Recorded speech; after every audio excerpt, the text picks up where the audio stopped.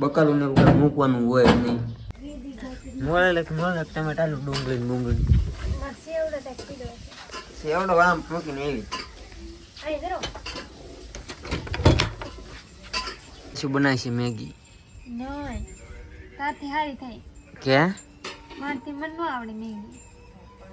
વાહ આ પણ મેગી થોડી છે બીજું છે ને એ છે હા એ છે